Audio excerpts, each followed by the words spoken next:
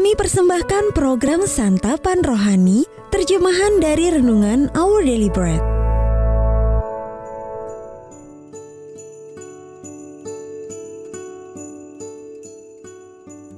Sahabat ODB, pembacaan Alkitab hari ini terambil dari Kolose pasal yang kedua ayat yang pertama sampai dengan ayat yang kelima. Kolose pasal yang kedua ayat yang pertama sampai dengan ayat yang kelima.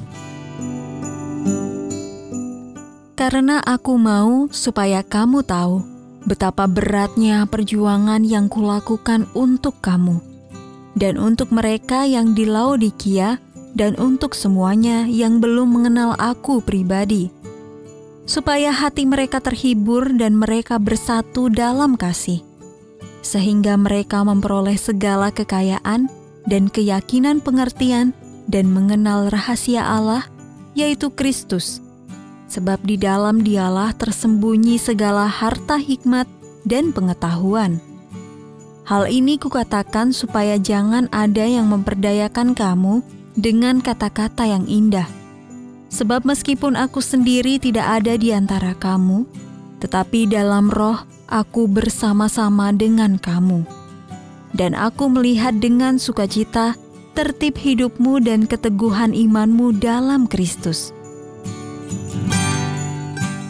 Ayat Mas renungan hari ini terambil dari Kolose pasal yang kedua ayat yang kelima.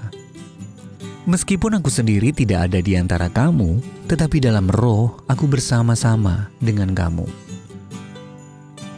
Judul renungan kali ini, Kehadiran Virtual, ditulis oleh Kirsten Holmberg.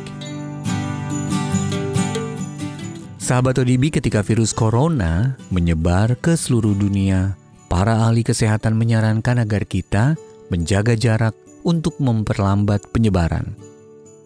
Banyak negara meminta warganya melakukan isolasi mandiri atau mengungsi ke tempat isolasi yang aman. Para karyawan diharuskan bekerja dari rumah sebisa mungkin, sementara yang lain bergumul dengan masalah finansial karena kehilangan pekerjaan. Seperti banyak orang lain, saya beribadah dan melakukan pertemuan kelompok kecil melalui platform digital. Sebagai warga dunia, kita mempraktekkan bentuk-bentuk kebersamaan yang baru, meski tidak bertemu secara fisik. Bukan hanya internet yang memungkinkan kita mempertahankan rasa kebersamaan itu.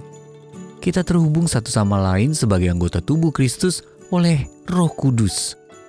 Paulus mengungkapkan gagasan ini berabad-abad lalu dalam suratnya kepada jemaat di Kolose.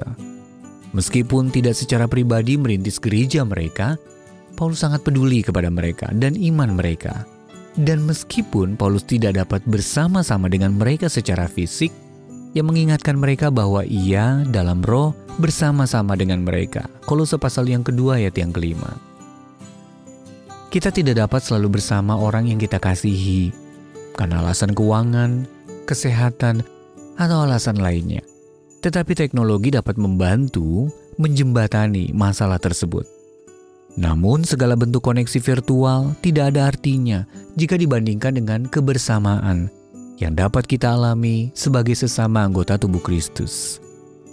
Pada saat-saat seperti itu, seperti Paulus, kita dapat bersukacita dalam keteguhan iman satu sama lain.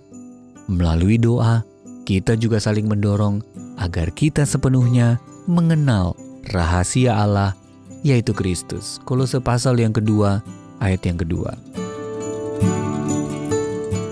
Sahabat ODB, bagaimana Anda merasakan kebersamaan dengan anggota tubuh Kristus lainnya? Siapa yang membutuhkan dorongan lewat doa Anda hari ini?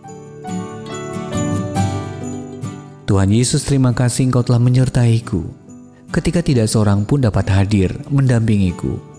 Terima kasih atas relasi dengan sesama yang Kau karuniakan kepadaku melalui Roh Kudus. Untuk menerima notifikasi video baru kami, silakan tekan tombol subscribe dan tanda lonceng di bawah ini.